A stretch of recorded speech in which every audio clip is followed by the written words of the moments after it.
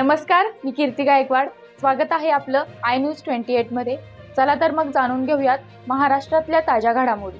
मोखाडा जिल्हा परिषद केंद्र शाळेत वार्षिक स्नेहसंमेलन.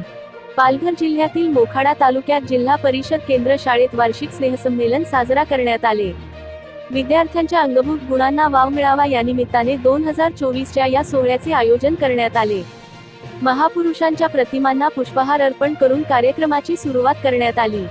विघ्नहर्ता भगवान गणेश, मर्यादा पुरुषोत्तम भगवान श्रीराम यांच्या वेशभूषेत विद्यार्थ्यांनी प्रेक्षकांचे मन जिंकले. देशभक्ती गीते, क्रांतीसूर्य बिरसा मुंडांचे गीते सादर करण्यात आले. आदिवासी पारंपरिक नृत्य सादर करण्यात आले व कोळी गीतावर चिमुकले कलाकार थिरकताना दिसले. माननीय मुख्याध्यापक कचरे सर व नांदे सर यांच्या प्रयत्नाने कार्यक्रम शक्य झाले.